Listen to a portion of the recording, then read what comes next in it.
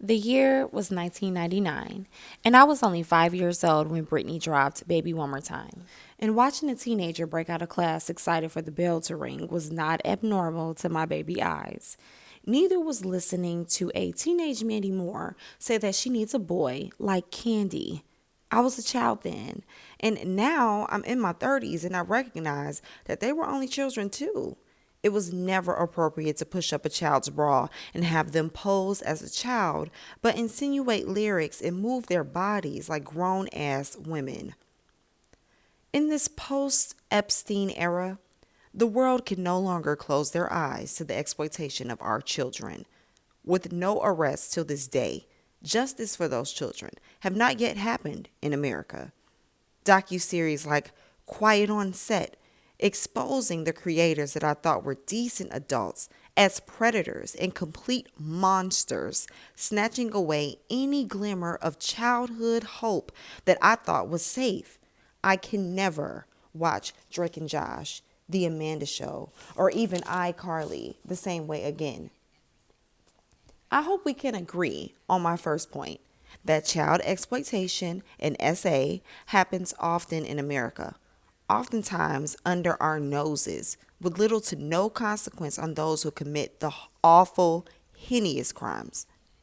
A second point seems to have been forgotten, but shouldn't be. Celebrities are used by the music industry to make profit. They are not just individuals, but instead are walking billboards used to market corporate interests. Unlike the influencer, the celebrity is not just a social status, but a product for state propaganda.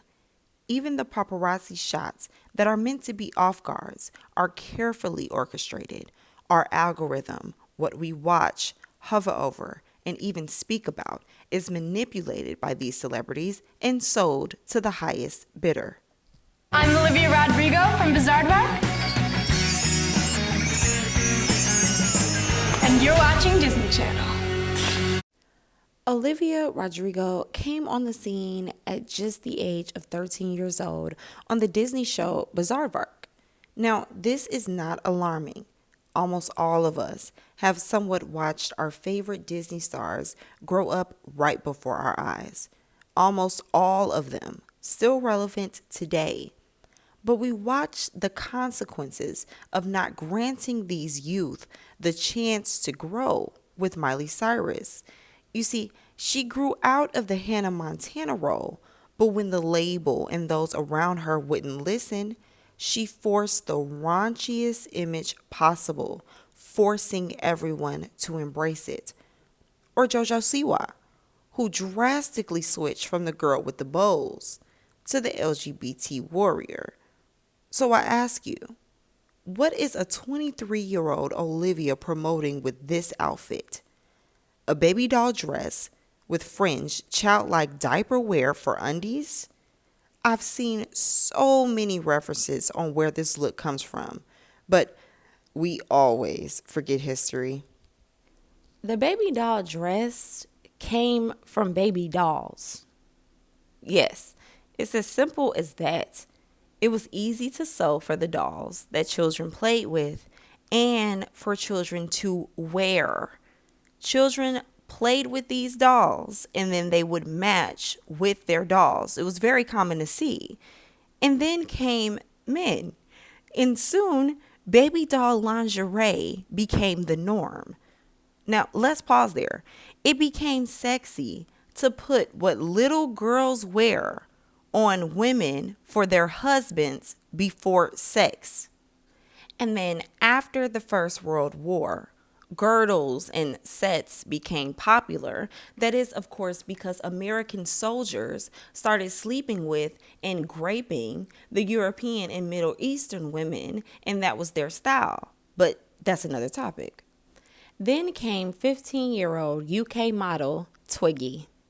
When I first met him, I was his girlfriend for a year before we started modelling. When I first met him, he used to tease me about being so thin. And he used to call me Twiggy because I was thin.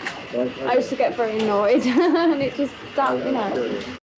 Twiggy, named for being thin like a twig, gained popularity for her big, almost infant-like eyes and slick cut, because she resembled a baby doll. They added the baby doll dress to outerwear.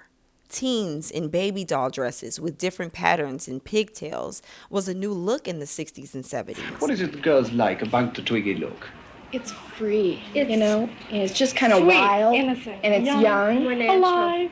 It's kind of a You don't. Maybe subconsciously you dress for the women, but I mean, most girls are trying to impress men. They don't.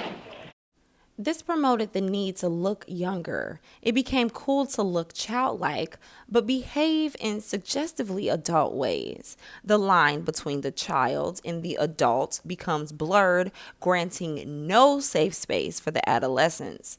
Once the 90s rolled around, Courtney Love, she was the front woman of unapologetic expression of raw, confrontational female rage. She labeled her fashion the quote-unquote kinder whore aesthetic of baby doll dresses with smeared lipstick. She poked fun at the clean, childlike, and innocent image Hollywood placed on the grown women. Now, Olivia came on the scene and tried the overtly sexy look, then the rock star with the leather, the latex, and things of that nature. But her label noticed her core audience is full of teenage girls and young adults following her from Disney and added more childlike looks to her wardrobe. While Olivia might not be personally trying to normalize grape culture, and I don't think she is, but I know this $1 million entertainment industry is, and we owe it to our little girls to hold these economic tools accountable when they reinforce sexualization of children. There is no reason why a 23-year-old with a Disney star following is normalizing baby doll dresses and diapers, just like there is no reason why baby doll dresses went from child wear to lingerie, and people wonder why the #1 search corn and #1 lucrative corn industry is child corn. Protect your girls. Have these discussions and don't be naive.